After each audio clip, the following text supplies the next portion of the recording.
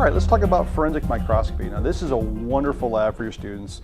Very hands-on, very easy to do. Once you have the initial startup cost of your microscopes, things go rather well. Now I feel that this is the single greatest forensics tool that we have, whether it's the use of a compound microscope. It's compound because we have two lenses, one in our ocular and one in our nose piece. This nose piece does rotate, and there are multiple objective lenses here. They do multiply, and by multiplying they give us a really good magnification.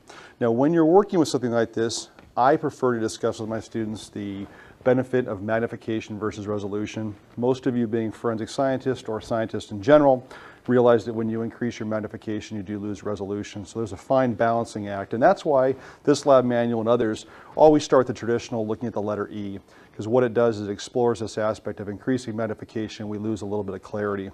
There are, however, other times we don't want the magnification quite as large, and the reason is we're looking at larger objects. This is called a dissecting scope.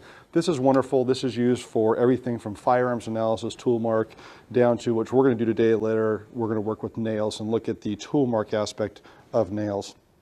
Regardless of what microscopes you use have available, some of us are blessed enough to have access to what we consider a scanning electron microscope, where we can look at barium and antimony. I've had access once, wonderful experience.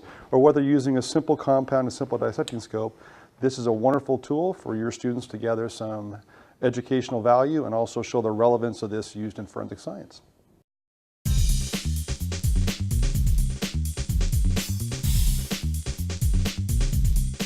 Okay, what we're going to do now is we're going to take some of our evidence that we got from our card exchange principle. Always have students collect their stuff, their evidence, because we can use it later. And we're going to make what's called a wet mount.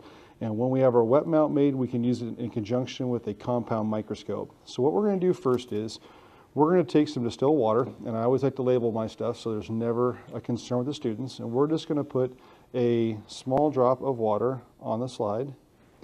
And then what we're going to do, whether it's a hair or whether in this case it's a type of vegetation, we're going to open up our bindle and we're going to take a small sample. It doesn't have to be the entire sample. I've had students that tend to do that. And we'll take a small bit of sample from there, if I can get one. Place it inside the water.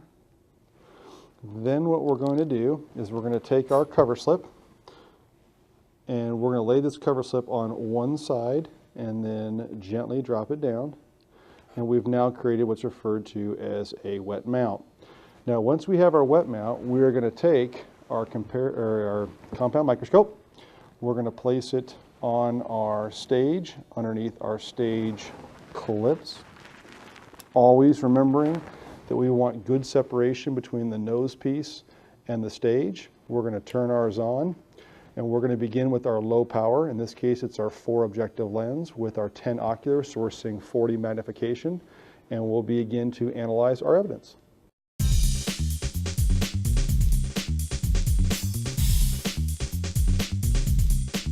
When we're working with dissecting scopes, it's not going to give us the magnification that we had with our objective and our compound scope. What we're going to do in this case, and this is a wonderful lab because it requires the students to do a whole lot of observation, is we're going to look at manufactured nails. Now, we remember that because these are cut by tools, they're going to have some similarities. They're made from a similar material. They may have a similar length with some variance, but there's also little tiny minutiae or differences we're going to look for. Well, to look for this, what we're going to do is we're going to get various colors of clay. Now, I choose different colors of clay so I can have them record their data. You can also have them label the bottom of the nails 1, 2, 3, 4, 5, etc. But what we're going to do in this case is I'm going to take a little bit of red clay, and what I'm going to do is place this nail, this roofing nail, into the red clay. Same thing for the green, and then the same thing for the yellow, and so forth. What we're then going to do is take a dissecting scope, and with our dissecting scope, what we're going to do is we're going to take our first nail, and by putting on the clay, it's going to allow us to observe the unique characteristics. What you would do in this case is have the students note any similarities and any differences. What they're really doing is learning good observation skills and also the basic principles behind the dissecting scope. As an educator, when we go through a series of labs like we just did, where we looked at the letter E, or whether we looked at the physical characteristics of a nail, you need to realize something. It's going to be very difficult for you to get around and see everything that every student's doing. If you even have teams of 2, my classes are 40, so we have 20 stations to get to. And you need to realize some things can go wrong, and you want to set up a general guideline and practice yourself quite a few times. Now, when you're looking at this through the microscope, we don't have the value of letting you see what we see. So whether you're doing forensic hair examination, which we'll be covering next, or whether you're going to look at any type of tool or tool mark analysis, you might want to go online. There's a lot of wonderful websites that do a virtual comparison. What I like to do is, using a video microscope, which I do have available, is to take samples and photograph what they're going to see, put them on a summary sheet. I do like to laminate those so I don't have to keep printing them out over and over, do a high-end photo quality print.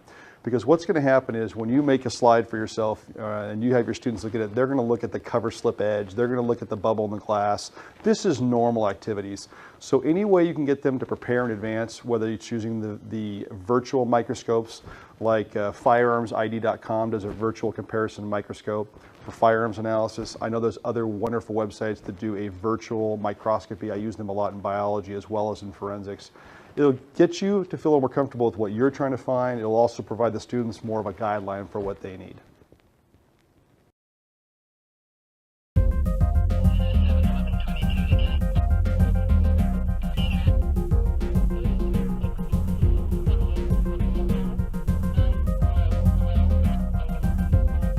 For me as a forensics educator, this is a lab that I really do love. I was raised in a military background, so for me, I've always enjoyed the aspect of firearms, and that actually falls in this category of tool mark and firearms. When you're dealing with this, what you have to understand is anytime we take a tool and we try to form a second tool or etch a gun barrel, or we're trying to grind down the tip of a screwdriver, we're going to leave little tiny unique marks that are referred to as minutia, and that's what we're trying to gather. This lab has a lot of great applications because not only does it let us do the macro aspect of a tool, the length, the weight, the color, but if we do this correctly, we can also begin to explore the micro aspects, the minutia. And there's a very easy transition from tool marks, in this case using pliers and screwdrivers, to firearms if you choose to go that route. And I highly recommend you access a website called firearmsid.com, run by Scott Doyle. Excellent site. But whether you choose to do tools or whether you choose to do tools and firearms, it's a really wonderful lab. It incorporates the use of our forensics microscopy, a little more of an art when you try to take a sample using a silica-based or a clay-based mold. But once again, a lot of valuable information from the forensic standpoint and a good experience for your students.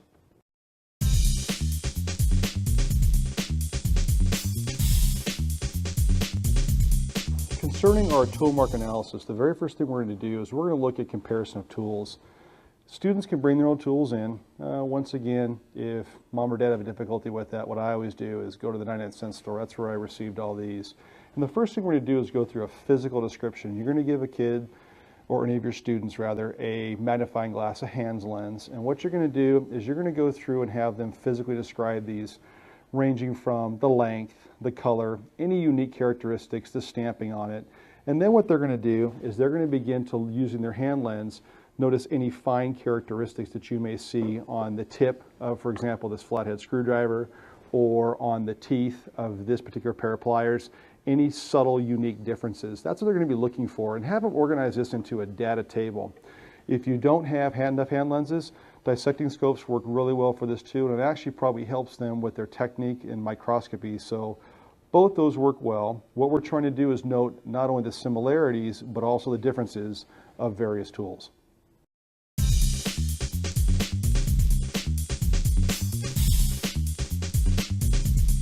All right, the second component of working with our tool mark analysis is going to be casting the tool marks and looking at those casts. And that can be accomplished multiple ways. You can use a type of modeling clay. We've used this before. You can also use a soft wood.